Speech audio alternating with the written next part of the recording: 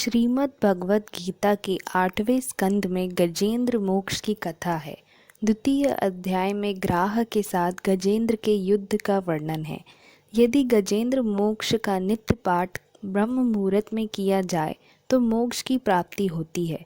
अंत समय में भगवान अपनी स्मृति प्रदान करते हैं। आपकी जानकारी के लिए बता दूं कि ग्राह अर्थात मगरमच्छ और गजेंद्र यानी हाथी होता है। श्रीमद् भगवत के 4थे अध्याय में इनके पूर्व जन्म का इतिहास भी दिया गया है। मान्यता है गजेंद्र ग्राह कथा को पापों व बुरे स्वप्न का नाशक बताया गया है। द्रविड़ देश में पहले पांड्य राज्य के एक राजा थे, इंद्रद्युम्न। वे सदा भगवान के स्मरण और पूजन में ही लगे रहते थे। एक बार वे कुलाचल पर्वत पर मौन होकर वानप्रस्थ आश्रम स्वीकार करके श्री हरि स्मरण कर रहे थे। उसी समय वहां शिष्यों के साथ ऋषि अगस्त्य जी पधारे। राजा उस समय भगवान के पूजन में लगे थे, तो न तो वह कुछ बोले और न ही उन्होंने उठकर ऋषि का सत्कार किया।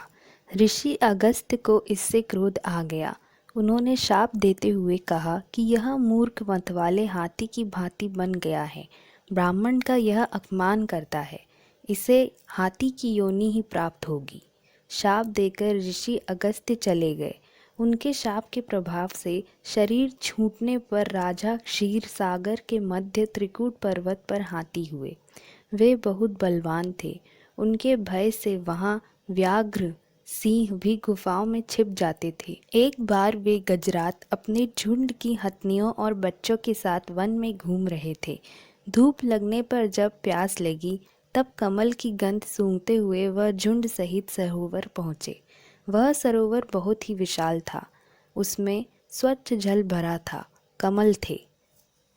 उस सरोवर में महर्षि देवल के शाप से ग्राह यानी मगरमच्छ बना हूहू नामक गंधर्व रहता था।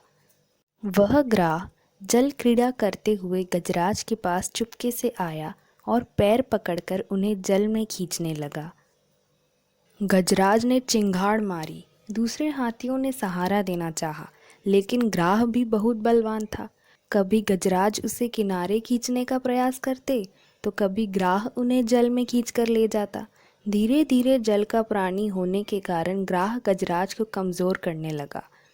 जब गजेंद्र इस युद्ध से बिल्कुल थक गए तब उन्हें लगा कि वह अब डूब जाएंगे। तब उन्होंने भगवान विष्णु की शरण लेने का निश्चय किया। पूर्व जन्म की आराधना के प्रभाव से उनकी बुद्धि भगवान में लगी। पास से एक कमल पुष्प तोड़कर सूंड में उठाकर वे भगवान की स्तुति करने लगे। उसकी स्तुति सुनकर भगवान गरुड़ पर बैठे वहां प्रकट हुए। आते ही भगवान ने एक हाथ से गजराज को ग्राह के सहित जल में से निकालकर पृथ्वी पर रख दिया।